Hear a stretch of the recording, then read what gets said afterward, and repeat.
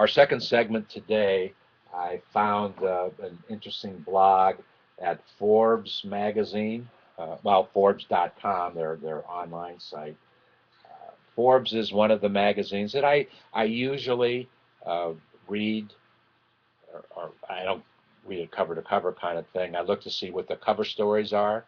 I don't subscribe to Forbes, but I do find that they publish a great amount of good information for small business, not necessarily starting a small business, but small business in general. And you know what? The magazine publishers in the business world really have to focus on small business because there are so many small businesses and people who are related to small business in this country. So it's important that they really focus on small business. But this particular article, 7 Deadly Roadblocks for Startup Entrepreneurs, the contributor of this was Eric T. Wagner at Forbes.com. And let's read his opening paragraphs and see what kind of foundation he sets. Starting a new business, you might want to avoid these like the plague. You see, I've spent the last 10 months working with hundreds of startup entrepreneurs on their businesses. And yes, a multitude of problems and roadblocks explode to life in a new startup. But here are the 7 that can stop an entrepreneur dead in his or her tracks. Interesting. He spent 10 months with entrepreneurs starting businesses. I've spent 40 years. Let's see how much I agree or disagree with these 7 roadblocks. Number 1, zero startup capital. Oh boy, been there, done that. Numero uno on the list. Go figure. Heard so many variations of this, it's hard to count. You want the secret to overcoming this one? Simple. Bootstrap until you have real customer validation and real traction. How do you bootstrap? By bootstrapping, you might not spend, well, you don't spend any money until you really know that there's a potential marketplace for the business that you are starting. And that was definitely one of my thoughts as I created a very optimized, very Googleized landing page where I have started businesses with this social marketing, social network technology. There is no reason why you can't start a business with the same marketing and same technology, just overlaying your intellectual property, your product, your service. Do the same things I'm doing for mine, you can do with yours based upon whatever it is that you're trying to market, you're trying to sell. And keeping that thought in mind, I have made for the next 74 days, you can use our technology, our social marketing, social network technology platform, our landing pages. You can use our landing pages complimentary. Complimentary. There's no better way to bootstrap than a complimentary, optimized, Googleized landing page. And the reason that I'm doing that is, number one, to test it, to see, it works for me, let's see if it can work for you. Then, in doing so, we get a lot of people thinking about starting businesses. And start simple. Start simple. Start with a single little idea and see if there's an interest. See if you can generate interest for that little idea that you have, or it may be a big idea, and let it grow and let it expand from that single landing page to wherever it's going to go.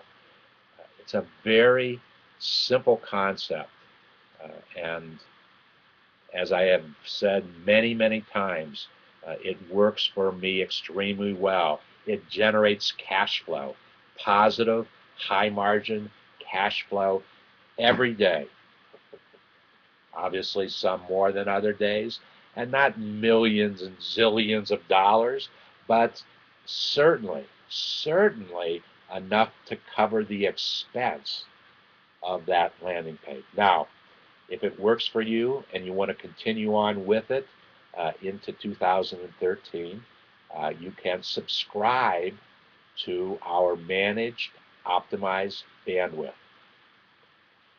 And that will guarantee traffic to your landing page.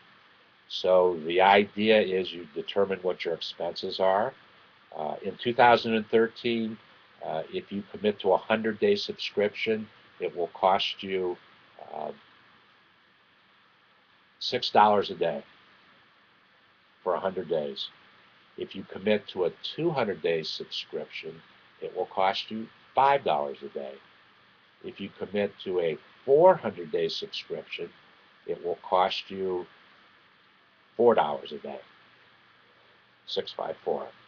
So the cost of doing it is very, very minimal. I don't know of any other business environment, small business environment, startup environment that will allow you to generate interest and potential cash flow. You can sell something on that landing page from day one. And if you sell more than $6 a day for 100 days, you have generated profit for yourself. That's pretty simple. And likewise, if you're willing to commit for a longer period of time, it will cost you less on a daily basis. So that's how we share the concept of bootstrapping. I am a master myself of bootstrapping. I've done it better than anybody that I've ever met.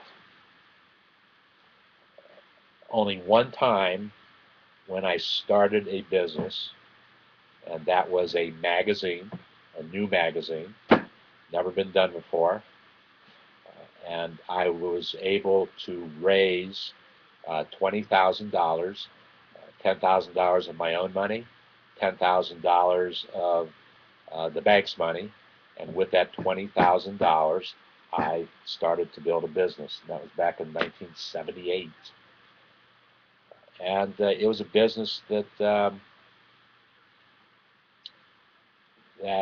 grew from day one. And in fact, with a staff of 15 people, in the 11th month of operation of that business, that magazine, we turned a profit. It was unheard of in terms of just any kind of new business startup that in the 11th month you would generate a profit. And in the publishing business, just totally not done, that you were able to generate a profit that quickly. Now, with the costs that we have put forward with our optimized Googleized landing page, you don't need to generate a lot of cash flow to start to make a profit. Your break-even point is $6 a day, $5 a day, $4 a day. Pretty simple math. We try to keep it simple, keep the concept simple. That's what bootstrapping is. Not knowing where to start. Number two, that's where we try to educate you, bring you information on where you should start your business.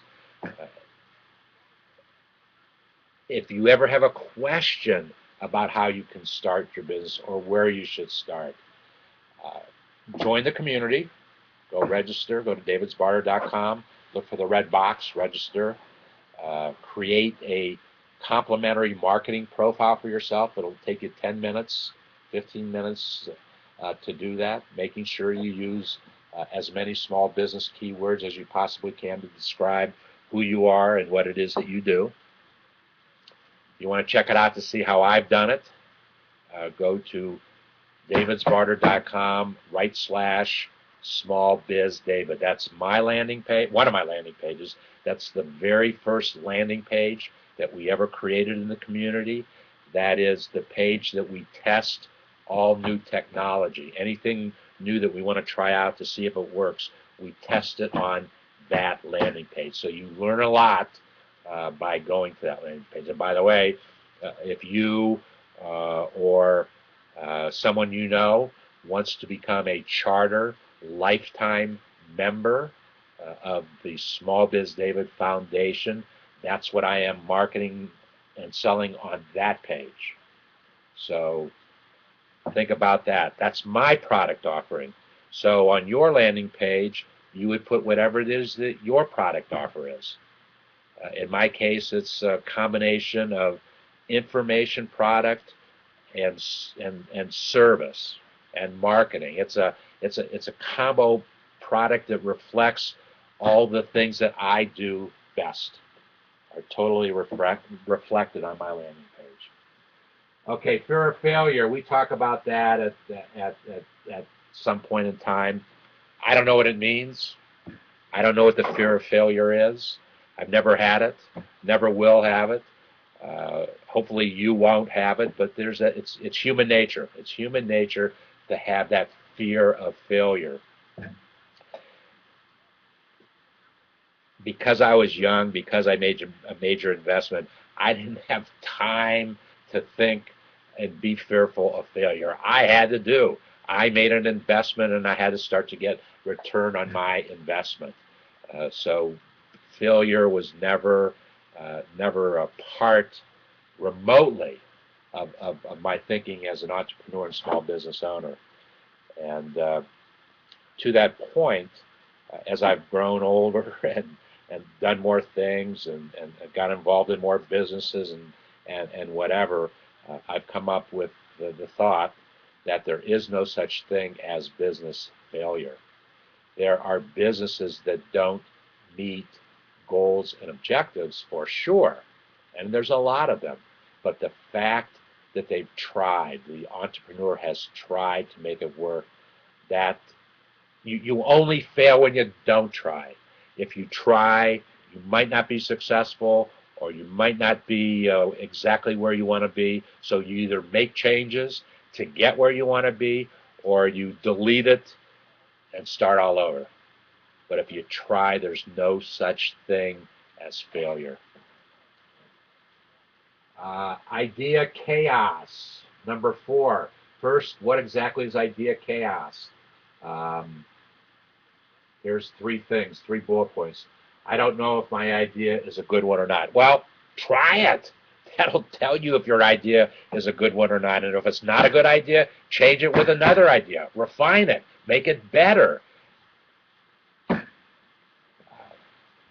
Most ideas are probably good. Not all ideas are good, but you can try something out very inexpensively. So what difference does it make if you can determine right away if the idea is good or bad? Just do it and let potential customers tell you if it's a good idea or a bad idea. I don't have a clear idea of what I want to do. That's a good point. You have to have a passion to do something. It might be a couple different things, but you do have to start from a place of what it is do you want to accomplish. And if you can't answer that question, then maybe starting a business is not for you. That's an important one. I have too many ideas and don't know which one to go after. I've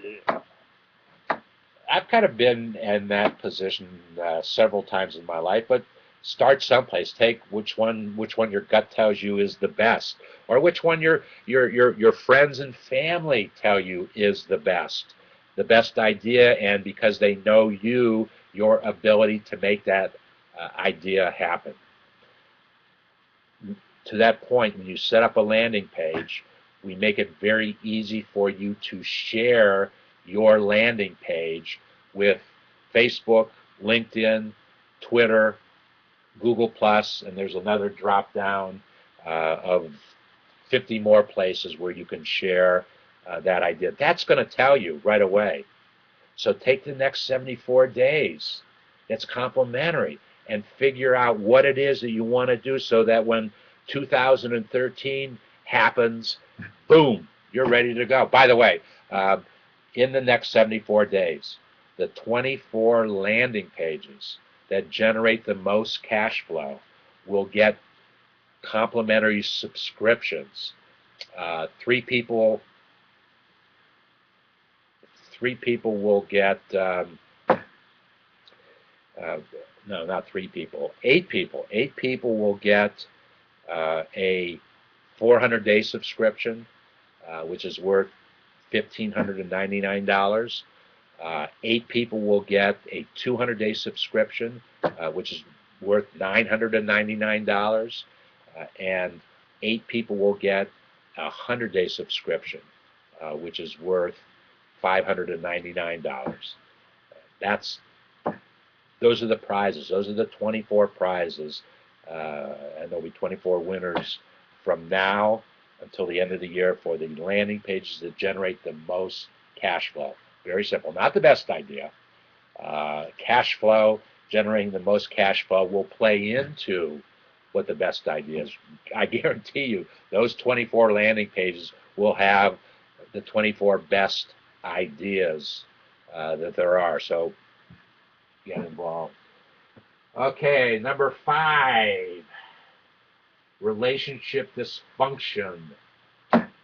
Dysfunctionality destroys lots of folks. An island, yes, you can own one, but you shouldn't be one as an entrepreneur. You need help. You need a team of other human beings, just like you with warts and all. It's an interesting one. We believe in the concept. We call it small business collaboration. When you come into our community, you need to come in with an open mind of barter, which is a form of small business collaboration. I don't care what it is you barter. That's not my business. You establish that relationship with whomever you want to barter. They have something of value for you. You have something of value for them. Together you barter. Together you create a collaboration of ideas, a collaboration of resources, a collaboration of talents, and together you can help each other grow your own business, and together you're creating a third business opportunity when you're working together. That's what small business collaboration is. We sincerely believe you can't go it alone. And not only can you not go it alone, that plays into our concept, our thoughts about mentors of entrepreneurship. Every entrepreneur who starts a business needs what I call mentors of entrepreneurship. They need a team of folks who specialize in either accounting matters, legal matters, general business matters, entrepreneurial matters, technology, banking. Those are 6 areas that you need to find folks who will help you. And indeed, you will find those folks somewhere in our community, in David's Barter community. Relationship dysfunction can become relationship functionality. Number 6, customer shortage. Yes, there's a potential for customer shortage. I guess we can say that we never have enough customers, and if that means that there's a shortage, so be it. It's important to have customers. They are the lifeblood of your business. But it's important to be able to relate to those customers in such a way that A, they will continue to buy from you, they'll buy more from you, and B, they will tell other folks how good you are, how good your product is, how good your service is, and more folks will get engaged that way. We call those customer touch points.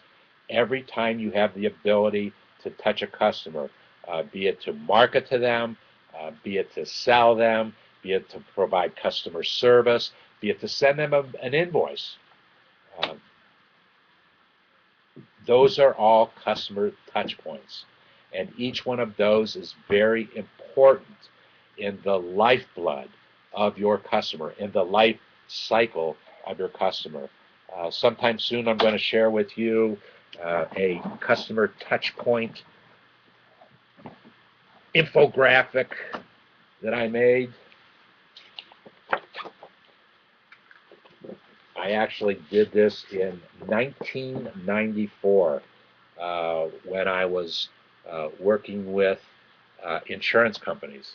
And I created an insurance company relationship management infographic. Keep in mind, the internet was just really coming into play when I did this. Were I to draw this infographic differently today, it would be vastly different because of technology. As I look at these things, some of the technology that I talked about in 1994 is still in play. Others have moved on to improve technology. Anyway, these are customer touch points, and I was showing insurance companies back in the 90s that they weren't making full play, best play, efficient play of all those customer touch points that they had, and that was my expertise back in those years. And I did a lot of national public speaking.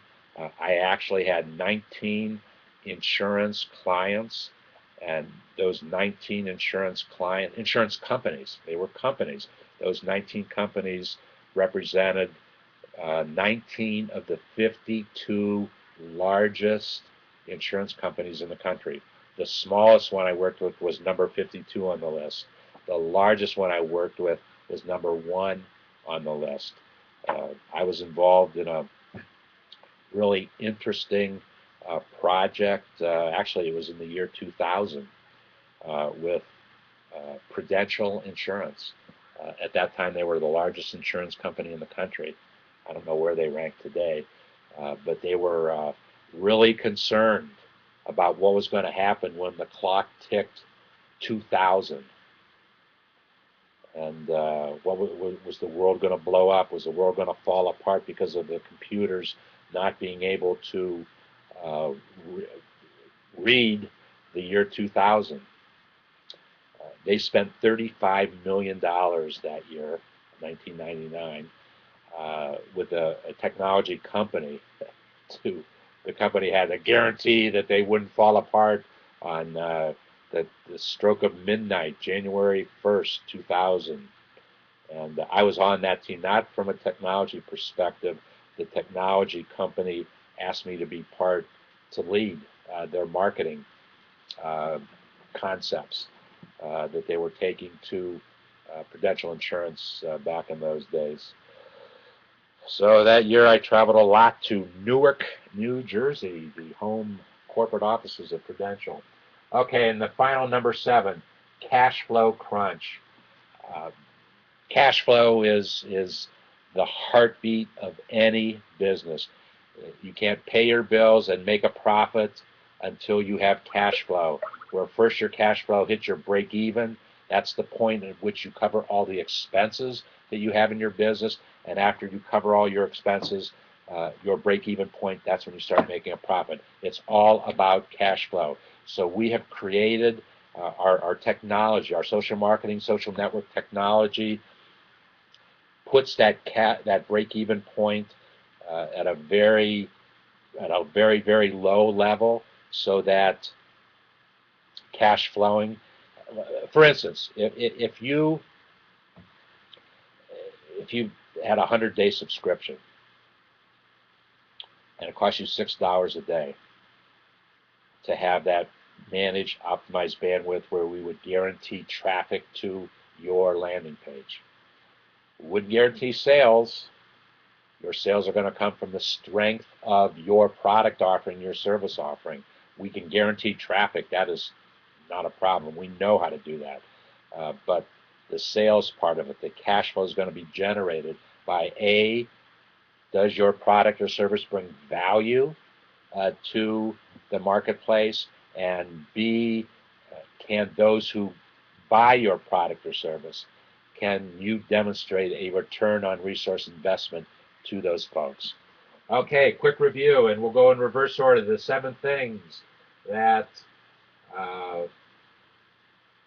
there are roadblocks for startup. Number 7, cash flow crunch. Number 6, customer shortage. Number 5, relationship dysfunction. Number 4, idea chaos. Number 3, fear of failure. Number 2, not knowing where to start. And the number one reason, zero startup capital. This will end this segment, and in our next segment, we're going to talk about franchising in the big picture. Is franchising for you to have invest in a franchise for your new business startup?